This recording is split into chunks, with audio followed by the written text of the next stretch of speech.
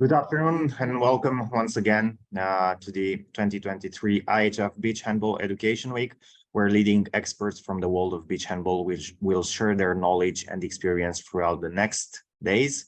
We already had 2 webinars. This is the 3rd of the week. My name is Adrian Costello. I'm a member of the IHF media team, and I will be your host throughout this week in the trip around the world of beach handball. Together with our experts, we'll touch interesting parts of the sport, from the last trend in attack and in defense, the current webinar, special situations from the coaches and the referees' perspective. To begin with, because I know many of you were asking in the past few days, I would like to say welcome and let you know that these sessions will be in English, but outline that we also have translations available in French, Spanish, and Arabic. These are simply at one click away. You need to click the interpretation globe icon in the Zoom session, and only the persons entering the Zoom call can access these translations. I repeat, they are in French, Spanish, and Arabic. The IHF Virtual Academy is a new and innovative element for the worldwide education of important multiplayers, coaches, referees, delegates, and PE teachers. And it also serves as a platform to provide live seminars, e-learning seminars, and license courses for different target groups in the future. All these sessions in the IHF Education Weeks fall under the umbrella of the IHF Education Center, available at ihfeducation.ihf.info. And all these sessions and webinars are being recorded and will be available on demand there.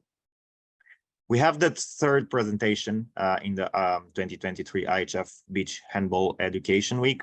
And this time we have Gorm Andersen, the coach of Denmark's men senior team, and he will present the latest trends in defense. A very interesting presentation from Gorm, who will now take the floor.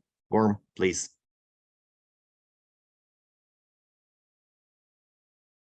I think you need to unmute yourself first. Now I should be on mute. Now we can hear you. It's perfect, and you can start, please. Yeah, I'll just have to share my screen here. Oh, can you see my screen?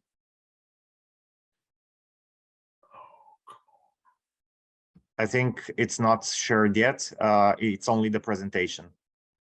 Oh, the presentation. I'll just do like this. Now we can see you. Right, yeah. So just need a sec and I'll be there.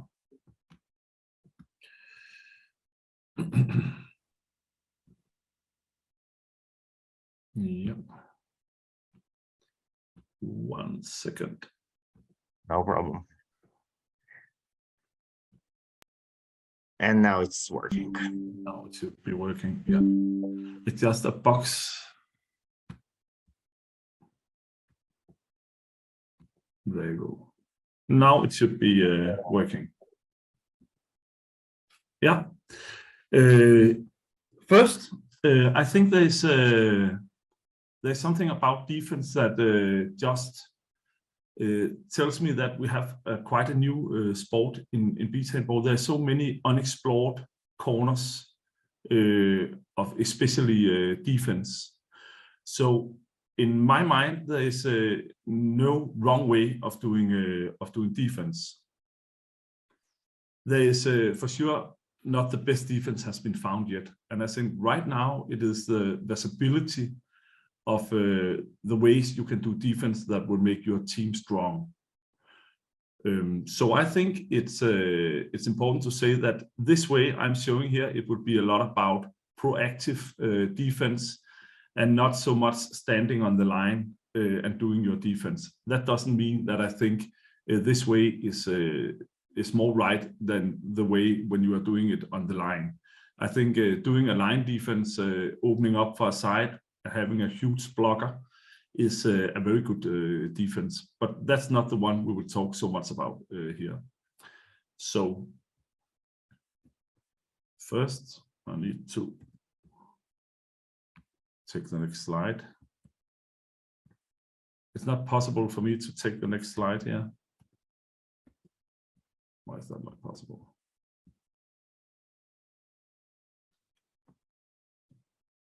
There you go.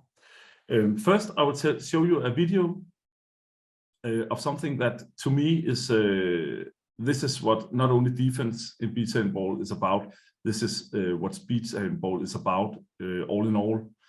And I'll tell you a short story first. This was in Qatar, in Doha, at I think it was World Games, and we were playing Brazil, and we have not done a very good tournament, and we were meeting Brazil.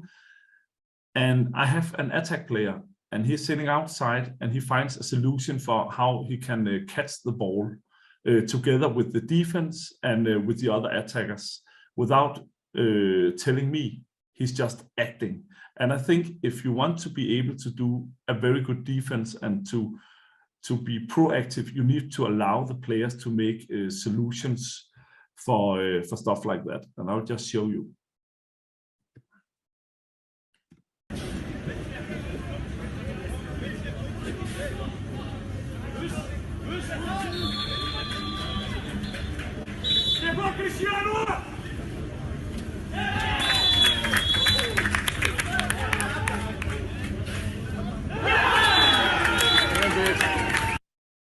To me, this tells the story that it's not only the defenders doing defense, it's the staff sitting outside, it's the players not taking part of the game at the moment. It's all. If you see something you can take advantage of, then you need to try to do it. It's much different from inside defense, where you are almost not allowed to make any mistakes. In beach handball, I think you need to take action and try to force the other team to make mistakes, because you are one less in attack. So if you just are too passive, they will for sure find a good solution to try to make an in-flight or a spin shot. I also have something about picking the team. To me, it all starts from there, the defense. We at the Danish men's team, we reserve 3 spots only for defense players. So when we pick the team, there's 3 of the players in our, normally 3 players who should be inside, so it could be 4, then one would be outside the match, but at least 3 players inside the match only for defense. And for us, it's the same 3 players doing defense the whole tournament. And of course, if you could just be free to pick the perfect one, he would both be tall, fast, and a leader, and you will not have any problems at all. But I think we need to find a solution where you have at least 1 tall, 1 fast, and 1 leader. 1 tall, because when you are doing defense against in-flight on the lineman, you either need to be able to jump very high or to be really tall yourself, so you can take that pass away. There is, of course, also a solution about making full pressure on the passing player or combination. But 1 tall for defense is, for me, very important. You also need 1 fast to cover big areas, so you can move out and in and be all over the place. And then there needs to be 1 leader, because we have those 3 players doing defense. They are all going out when we are in attack, and they will have to sit outside the court and make a plan. And they don't have very much time. Normally, an attack will be like 10 or 15 seconds. So there needs to be 1 of them who is in charge. So the other one, they would listen carefully. And if it doesn't fall naturally to them to find the leader themselves, you need to pick one. Normally, it has a way to find its own ways about picking 1 leader. So, of course, we also look at one of those players should also be very good at shootout, being the goalkeeper in shootout. So he would be able to run out and do some defense in the shootout out of the goal area. And it's for us nice that it is one of those players, because then you will have a lot of other players to choose from to do the shootout, to do the shooting. And if this player is, example, not a very good spinner, then it's perfect for him to try to make another way to give something to the team and you will not miss him if he gets a suspension or something like that. When we pick, we look at those small, what do you call that? You need to be smart, speed, experience, size, teamwork, and catching the ball. You need to have those to be the perfect defender, or at least a combination of those. And here, the way we do defense, teamwork is to me a must. To either you need to be perfect at teamwork, or you need to be perfect at just do what you are told to do. So they can work as one group. When we prepare for matches, those three players will also sit together to prepare. So they will have, when we are inside the match, they will have what do you call that? A language they all understand. They know if we are going 1-2 in a side, changing to 1-2 in the middle from left, they would know what they mean when they say it. So when they're talking about how we should do defense in a match, at the same time, they will practice to do better defense all the time. They have a common language that they all understand. So it gives the group a very good dynamic that they would only prepare for the defense in the match. Of course, they can come with something to the attack, but they will, for most, they will just prepare for the defense and do it together. First, all those three, later on, they would sit with the goalkeepers so that the goalkeeper can also have a say example. That player, I think I would have, if I get a good angle on him, I think I will have the saves we need. Then, of course, the defense need to be able to make that work for the goalkeeper, so we can have a spin shots example from a wide side. Yeah. So it all starts by picking the team, and we reserve 3 spots only for defense. You can say that some teams, they have the privilege that their players, they can do both attack and defense and specialists, and they can also do shootout, running out as a goalkeeper. Those players are for some countries hard to find, and they are also hard to find for us. So when we pick, we go for specialization, and 3 of those specialization spots are for defense only. Yeah.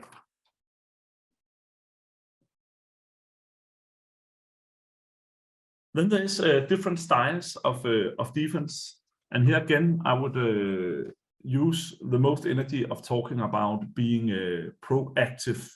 So showing defense where we move out from the line and almost never stands on 6 meters.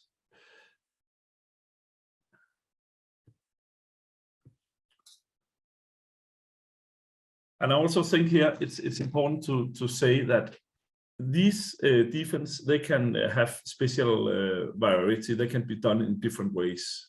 And it is the visibility that is important. Either you be reactive or proactive, or you do 2-1 in the middle or in the side, or 0-3. It's the possibility of changing between the defense. Also in, let's say, in the team we're playing against, they have the ball. We can do 2, sometimes 3 different defenses when the other team have the ball, to try to make maximum pressure on the attacking team, to force them to make a difficult long pass, or put the ball to the ground, or give us a possibility to steal the ball. I'll try to show you some video about these defenses, so I'll just go to another slide.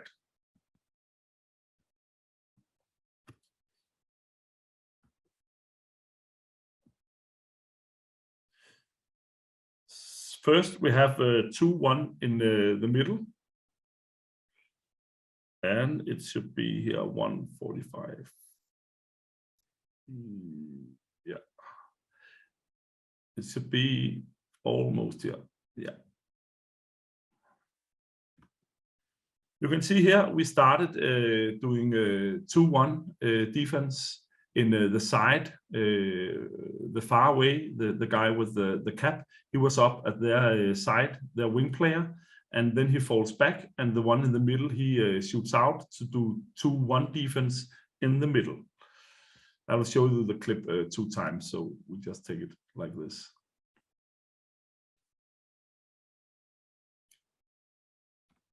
Yeah. First, you can almost see that the side player has been up, and then he's falling down, and we are changing to 2-1 in the middle. Try to make pressure, covering the space between the players and not the players. That should be 2-1 in the side. You can also do 2-1 in the side and 1 in the middle, or 2 in each side. And I'll show you an example of that also later. There is also a defense here, and it should be 19-15. There you go.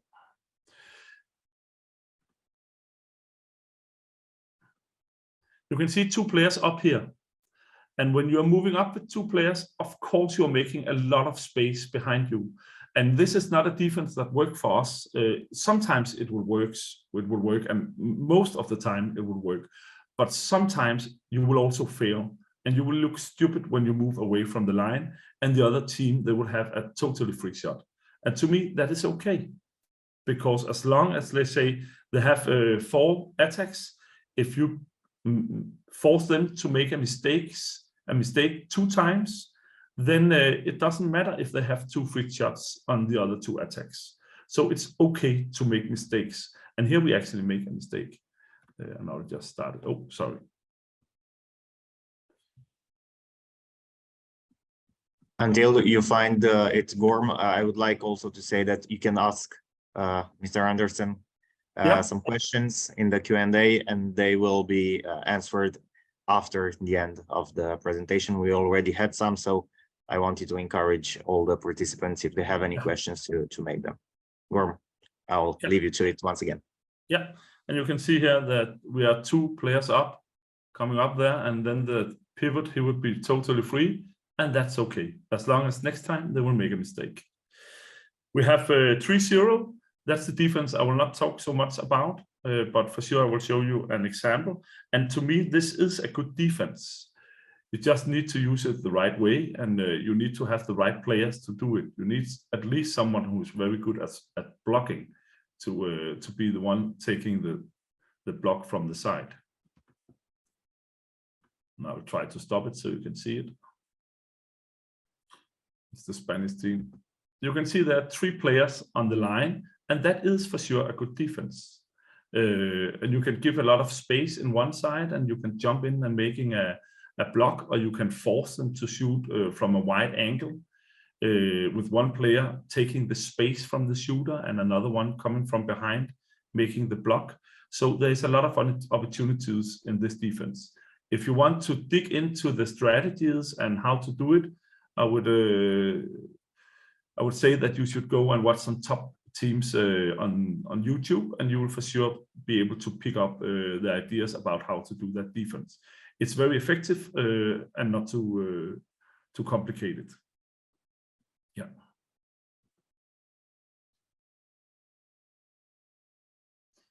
Then there's a defense, I call it 0-3. And 0-3 is a defense we sometimes use when the other teams, they put 4 players on a line, and they don't use a player for pivot. Then we would sometimes take action further up in the court and with no players on the line, and try to go between the players to cover the space, to make them make a mistake, or maybe even catch the ball, try to force them to make a spin shot under high pressure, so that our goalkeeper will be able to take it. And it should come here. I'll just try to stop it in the right time. You can see that they come with 4 players, specialists coming on the side, and you can see we try to meet them high. In this specific moment, I would actually prefer if they have been 1.5 meters further up, You just always need to be careful that one player is not jumping out and another player coming in behind the defense. But I think this shows it quite well. There's a good chance to get the ball or to force them to make a mistake. Then I have a final thing about defense. I really prefer that my players, they are doing defense on a high stand, not on 6 meters, but I prefer them to stand on 7 meters. So they're not on the line, so they need to be able to move a little before they jump in to make a block, or they need to go around the pivot. We'll just see when the Danish team come back in the defense. I think they will be on the line here. 1955. Oh, it's a little further up. It should come here.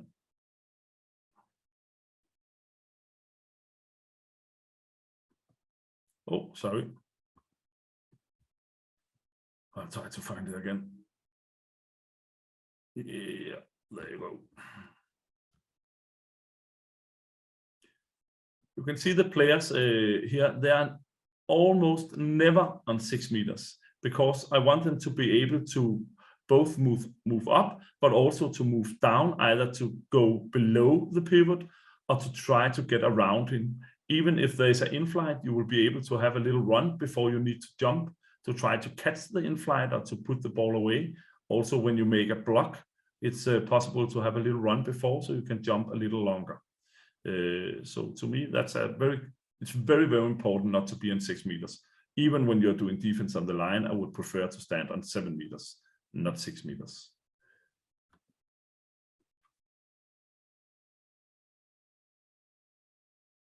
And then final to this slide, I think we talked a little about the visibility of the defense, the importance of being able to change defense. And I would just like to show you a very good example of how to move a lot, move with your arms high and change between one defensive formation to another defensive formation. Just needed to find it here, 11:30. And we'll try to show it here. And it should be the Danish defense in a moment. That was a quite long one, that one. And you will be able to see that first one player is moving up high. You can see it on the side, the guy with the cap. Then he runs down, another player is moving up. So you're changing position and moving a lot with your arms high. Yeah. That should be that slide. Then we have something about options and rules in defense. We build these together, and it's important that the defense, they build it together, so they all know exactly what is the rules, what is the options in our defense. It should be possible to just say one word, and then all 3 defensive players and even the attack, they will be able to know what is going on. What are we going to do? So it should be the rule number 1 is that all need to know the rules. And then it's also important for me to say that I think the rules should adapt to the players and not the players adapt to the rules. An understanding of that could be that I think it's very important to look at what kind of players do you have? And then you need to combine that to a set of rules for how you should react in defense and how you should do your defense. I just want to go through some of our rules and some common rules for many teams. I think we have this take space and block from the middle. It's also a common one that the defensive players in one side, he's taking the space from the spin shutter or from the in-flight and stopping in right time so that he will not make a penalty or even injury the attacking player. He needs to be respectful, just stop in the right time, but take the space. And then another player, he would try to make the block from the middle. So you both have one taking space and another one making a block. You could also be a double block where two players are jumping in, making a block on the attacking players.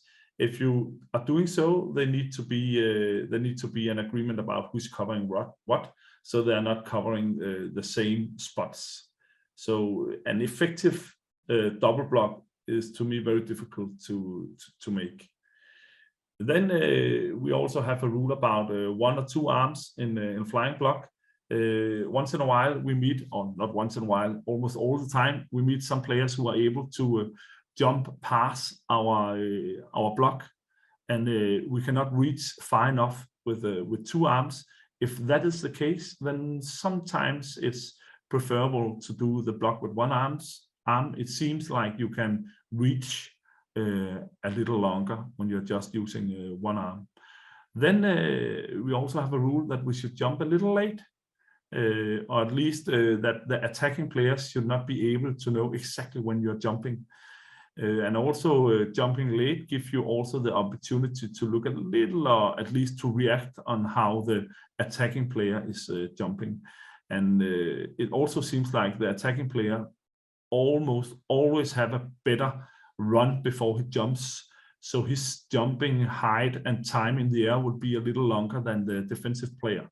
So if you're jumping late, you somehow compensate a little for that. Then we have some rules where we should cover the shooting player. We could try to prevent one player to shoot high in the goal. So we would try to make a high blocking or a low blocking, or just to take one side to leave the other side for the goalkeeper. And of course, also if you're taking the high side of the goal, then the goalkeeper should be able to cover the lower of the goal, and the same with if you're covering the low part of the goal, the goalkeeper should take the high part. It's also like when one player is jumping inside with another player or taking space. I think many players and people, all in all, they're just standing and watching what is going to happen. And in beach handball, there is no time for that. So for sure, no players are finished doing defense before the ball is in our hand. And even then, they need to talk about how to catch the ball the next time.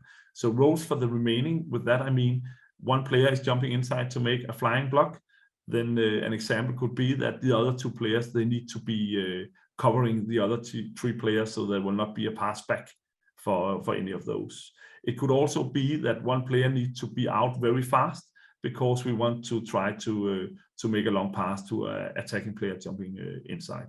So we just need to be aware that there are roles for the remaining. There's no time, space in beach handball just for watching, only for the spectators.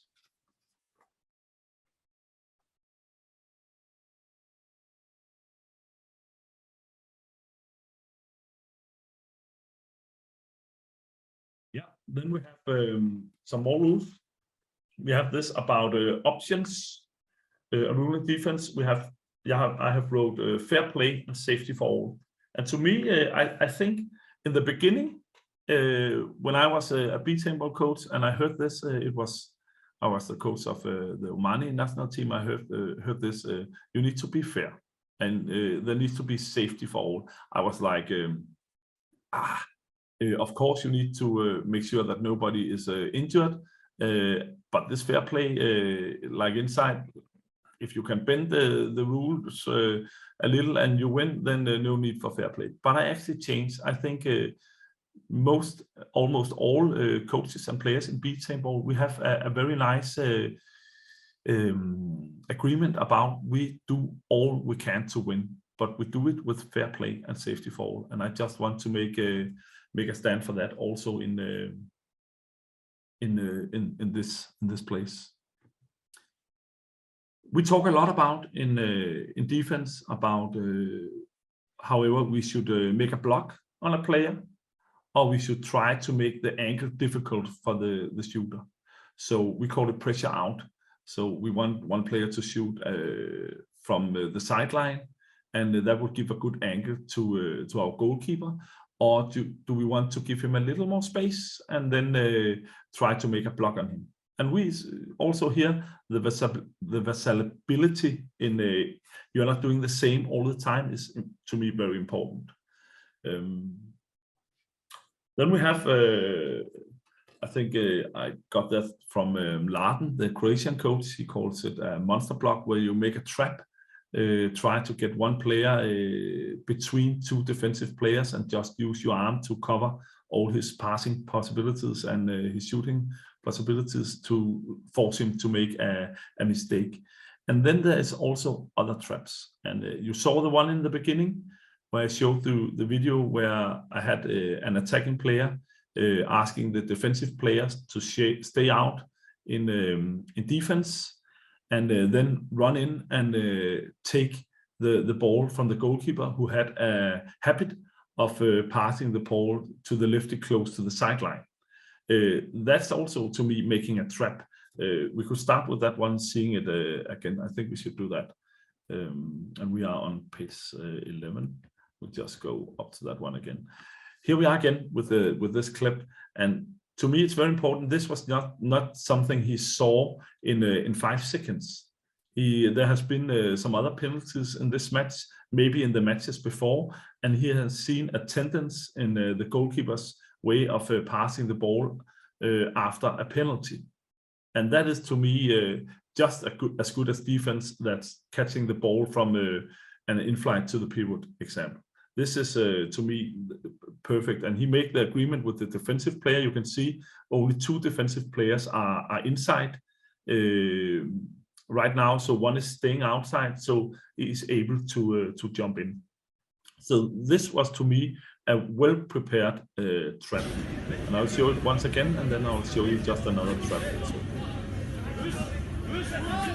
Oh. And then there is no sound. Yeah.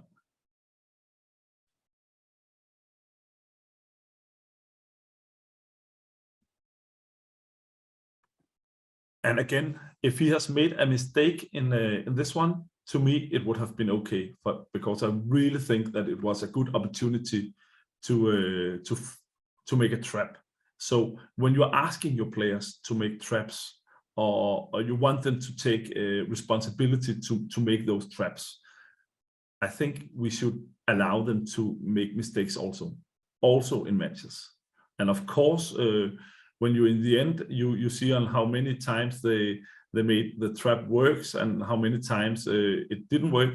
Of course, it should be in some combination that would make a benefit for you to sit in the end.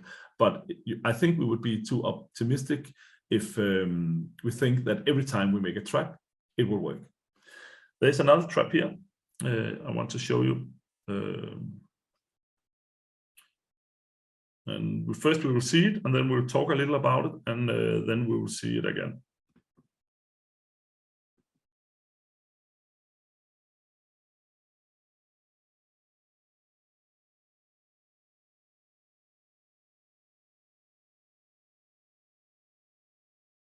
Sorry. There you go.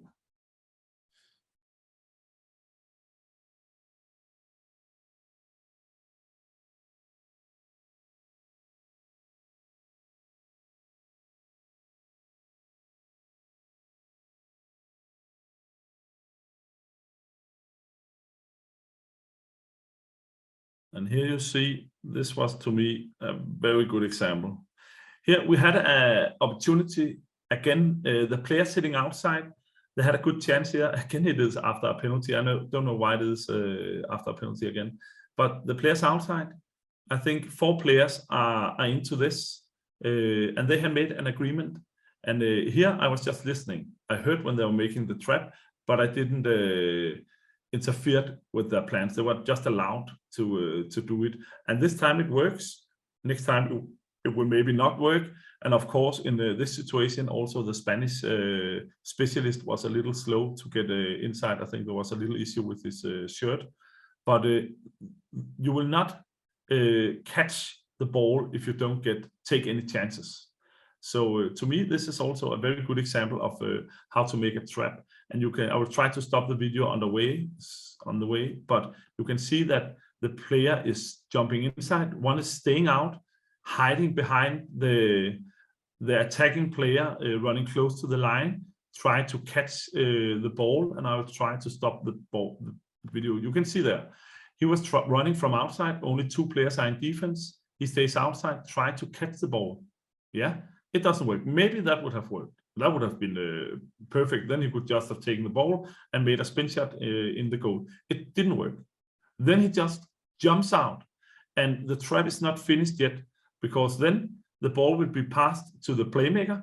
He will hold the ball because he will not pass the ball to the line. He will be forced to make it to the ground, and our player in the side closest to us, he would cover the pass to the Spanish number 15, and the player coming inside would take the last player, and my player doing defense in the middle, he will cover the ball's direction to the attacking player, try to catch the ball. So I think to me that was almost perfect, this one. A little sad for the Spanish player because he's actually a very, very talented player, both in attack and defense. Yeah.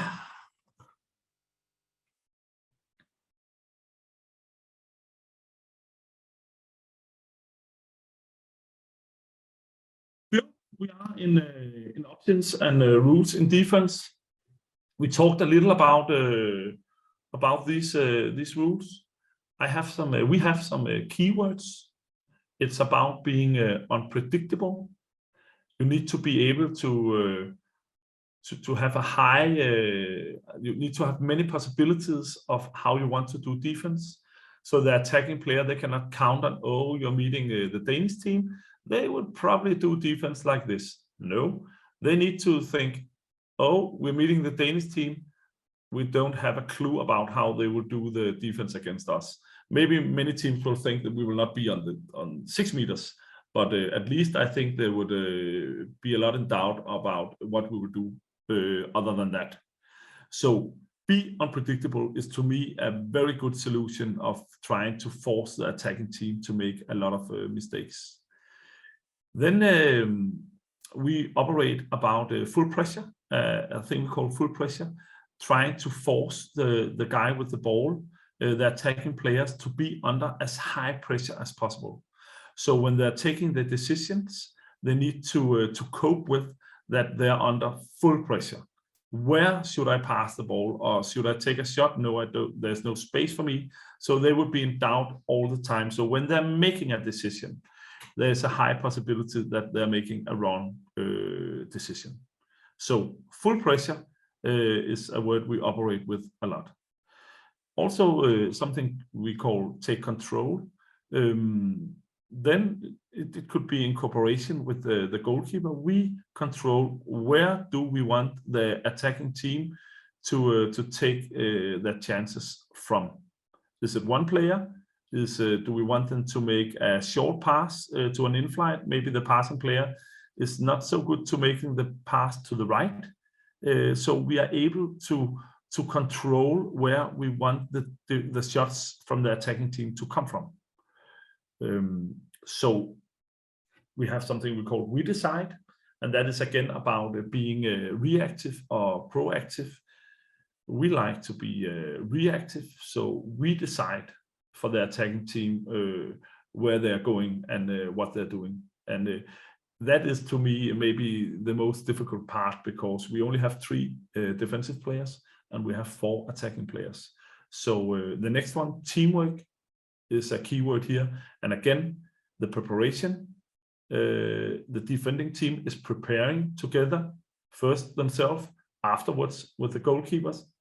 Also about picking the team, you pick the right 3 players only for defense for the full tournament, or we do. I think for sure there is also other ways of doing that, but for us that works very good.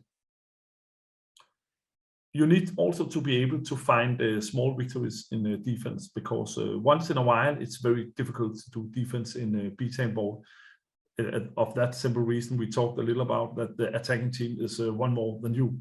So for us, it's a victory if the attacking team is forced to put the ball on the ground, even if you have some small fingers on the ball as an attacking player when they're passing. Maybe you can just reach it with a finger, so the pass of the ball is maybe changing the direction a little. That is also a victory for us. Then the shooter will be under a little more pressure.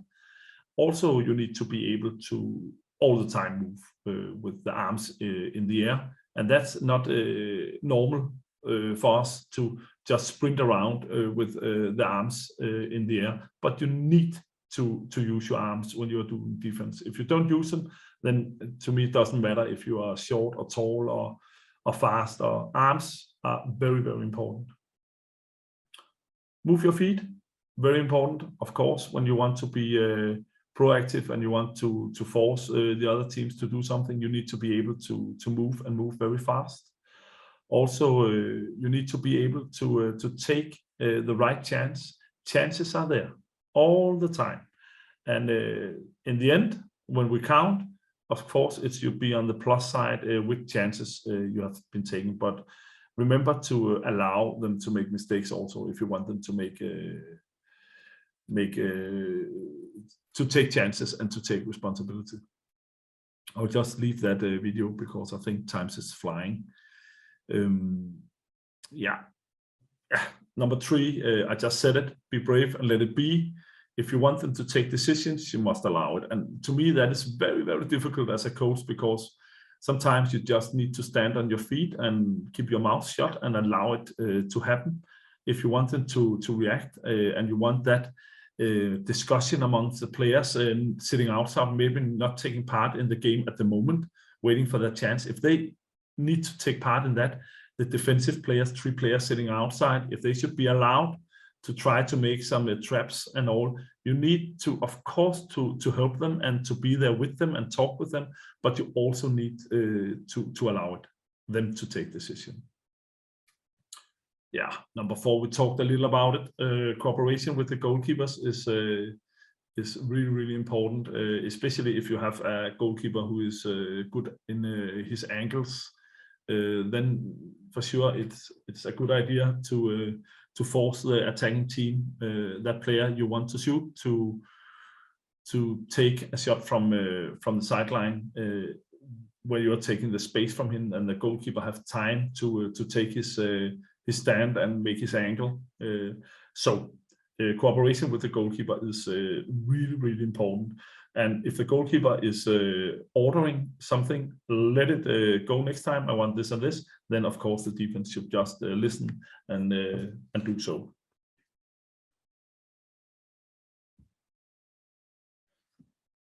These I will run through a little fast, so we have some time for questions. We have some rules because we are changing 3 players between defense and attack. You need to block the goalkeeper from making the long pass. If you want to run out with all your attacking players and get 4 new players inside, then you should try to avoid the attacking team to make a long pass to the side. And if you're doing it, it is for me very possible to change all your players, but you need to block the goalkeeper's passing, and you need to get out fast. It's so not motivating. I don't know the opposite word of motivated, but unmotivated for the defense to run around and do their best, and then the attack, when they have been doing theirs, they're just going out too slow or stopping just before the line, taking the last step very slow. So attacking players is part of the defense by going out as fast as possible, so the defense can get in and take action. We talked a little about this also. People and staff sitting outside, goalkeepers and all. People and staff sitting outside, not taking part of the game. It could be attacking players watching the defense. It could be defensive players watching the attack. They need to spot the opportunity. So it's not only you, but everybody around the team is doing that. Very important to me. And then defensive shootout tactics it's another chapter all by itself. I think we'll save that for next time. But if I should say something, it's to me very, very important that here you have the visibility both in your goalkeepers. If you are lucky, you have two different goalkeepers, you have different style in them. Also, you could have more than one player being able to run out, doing maybe two different tactics each when they're running out. Again here, so the attacking team making the shootout is not able to figure out what is going to hit them.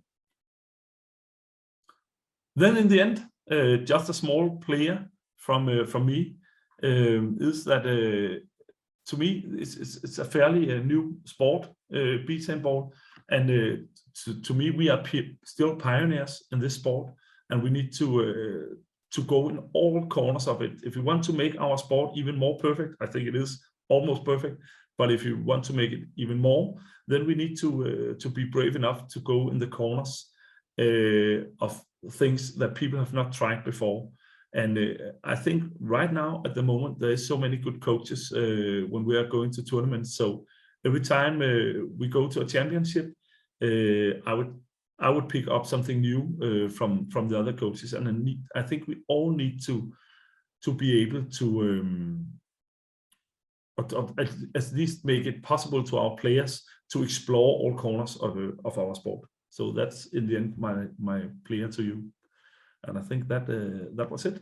So thank you very much for listening. Thank you very much, Gorm. It's been a very interesting presentation, and the last slide basically encompassed everything we believe in beach handball, because it's a very, very nice sport, and it's also very interesting and very new, of course. So we're going to get to the Q&A part. Gorm, hope you're ready for some questions.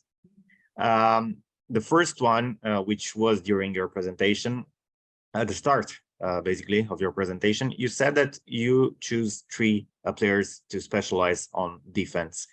But what if one of those players gets injured and cannot play anymore? Who is going to take over? Do the attacking players also make defensive shifts during training sessions? I am so lucky that in the Danish beach handball tournament, almost all my players are doing both defense and attack. So they all have some skills in doing defense also. Actually, I have, you can take the lineman in the Danish team. He's actually very good in defense. Even the specialist, one of the specialists, is very good in defense. So I think we have the opportunities. But to me, the important part to say here is that it is not that. A team could be a combination of many defenders. But to us, a part of our success has been that it has been only 3. And those 3 has been talking together, making tactics together, doing defense together in a lot of matches. If there is an injury, or maybe one is doing very bad, we have the opportunity to change. And right at the moment, we can pick 12 players. We have a discussion I have a discussion with my assistant coach about should we pick a defensive player more. So we have the possibility to change. But then you would break that it's only 3 players, and they could count of being in there all the time, even they make small mistakes and all. So I think I would try to keep the 3 players as long as possible. And of course, we would cover the space if we have injuries. Then I will merge 2 questions into one, because it's team related. Yeah. Because what is the best defense you can use for your team, and which defense system is the best, 3-0 or 2-1? But I think this is about the specifics of the team and the characteristics of all players. Isn't that right? Yeah, I could say a clear question, because if right at the moment, if I were a lady coach, I for sure would have a huge blocker on my team, or maybe even 2. And I think that defense is very, very good in women's beach handball at the moment. But at the moment, we also see a combination of having that blocker and moving a little up in the ladies team. And I think that is a very nice combination. To me, the best defense is to be proactive. It's also because I think you have the biggest opportunities of visibility in that, and it's fun. It's nice to watch. you feel like you are doing something, not just waiting. So it's fun to practice, it's fun to talk about. So I think being proactive is, to me, the best way. How to work the defense when there is a suspended player? One more time. How to work the defense? What is the best option if there is a suspended player? So you are 2 against 4 players. It must be that. For sure, I would prevent the specialist to shoot. Then I would leave 1 player to the rest. Or if it was the other way around, so there were 3 against 3, a good way could also be to prevent the specialist of shooting and then doing 2-2 defense with the rest. Another question that rose here is that asks if it's possible to try one-on-one defense, basically man-to-man. Is it a successful tactic? Did you use it? Yeah, rarely, but once in a while. I think especially the Spanish team has made a huge success with that. But it's difficult if the other teams are ready for it, because you can jump out close to your own defense line with 1 player and jump in with another player in the other end. So if the attacking player is ready and prepared, then it's difficult. But if they're not prepared, then it is a very good defense. Or you can. But it can be used. It can be used to change something and to spice things up, sure. like you said. Sure. Another question relates to the defense setup and defensive players also. What are the best criteria of selecting a good defensive setup and good defensive players? How does a good defender is created? How is it created? Is he created or her created? Would be an easy question if I could just pick all skills. So I just pick 1 skill, and then I would pick smart. That's the most interesting thing, because you also talked about the communication between the defense, and you need smart players because they need to be on the same page and they need to understand one another, right? They need to be one tall. I think it's very difficult. I tried it with 2 different teams that we had not so much high on the defense, and you would be challenged in a lot if you don't have one tall. I think we reached the semifinal in Brazil in 14 with a Danish team where we were not that tall. So it is possible, but it's difficult. How important is the training in defense? You said that you are choosing 3 players, right? How important is training for a good defense, and how much time do players need to be near each other to form that cohesive block? It's to me very difficult, because I think we have been lucky to have some of the defending players being with us for a long time, and even in some combined tournaments it has been the same 3, and now we are changing 1, and then you only need to fill out 1 spot. If I had to change all 3 players, it would be crazy difficult. So I think the more experience they are together as a group, the less practice you need. But if I were making a combination of a totally new defense, I would use a lot of focus on making those 3 defenders stand together as much as possible, for sure. And then I would leave the other players not to do defense. And if I had an issue, an injury or a suspension, I would try to solve it in the moment. You talked a lot, both in your presentation and now in the Q&A section, about having. Can I say one thing more? Yes, of course. Because also there's this about the defensive group. Also, when you're making warm-up exercises, small ball play, what do you call that? Basis ball, it's called in Danish, where you make some small exercises with the ball. You can make those 3 players work together. And I think that's just as important as the standing on the defense line together. Well, you've talked a lot about having tall players in the defense, but not all countries can have tall players. So what is the best quality for choosing a defender, especially when you have shorter players? What I did when I'm not sure that's the 100% right solution. That's one of the corners of beach handball that has not been explored so much. but I think you are able to do more pressure on the passing players. So if I didn't have one, if example, we have a lineman crazy told, you could also pick the German team. They have a very young pivot, and he's jumping crazy high, and he's really good.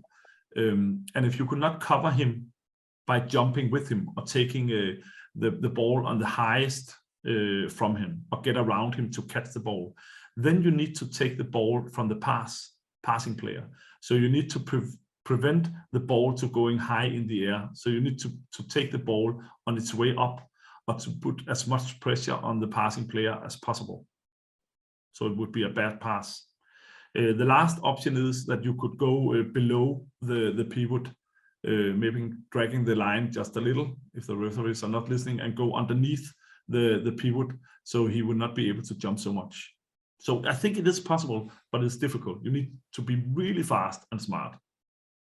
So if you're not tall, then you need to be fast and smart. Yeah. Okay, one other question, which obviously we've asked the previous speakers, Mladen and Michael. How long does the preparation for a major international tournament takes for your team?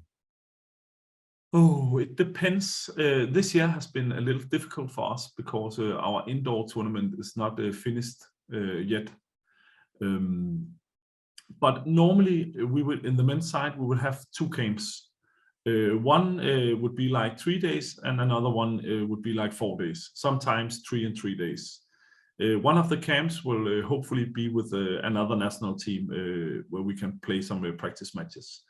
And then we have, with the backup of our federation, we have the possibility to go to the championships a little earlier than we did before. Example, this time we travel the 20th of May, and I think the European Championships start 24. So we'll have some days there. It's like 9 days together, all in all. Is it more? Would you need more or less for this? If I could, I would pick more, and I think it will come for us in a short while. In Denmark, luckily, inside courts are growing up, and I think it is possible for us to have a little more preparation next year. Also, we are so privileged that we don't have very good weather in Denmark in February, but many of the players, they go out by themselves already in February to start practicing beach handball. And of course, they're taking the drills and the specialized position. We also pick the attack players almost the same way as the defense players. They take a specialization. So our players would maybe be able to fill out 2 spots in the attack, but maybe not 3. So they know exactly what to go and practice, and they can go and do it themselves. In indoor handball, there is a saying that defense attack wins matches, but defenses win championships. Is it true also in beach handball? I think so, and I think even more in beach handball. And also, I think the goalkeeper has more to say in beach handball than in indoor, and he is important in indoor for sure. Gorm, thank you very much. Our middles and our owner should go a little more to the defense than it normally does. Perfect. Yeah. Gorm, thank you very much for this webinar. The lecture has been amazing. Thank you very much. For all the participants, thank you for your attendance, and we'll see each other tomorrow at 1 CST once again, and with another lecture and another excellent webinar. Thank you very much for your participation. Goodbye. Thank you.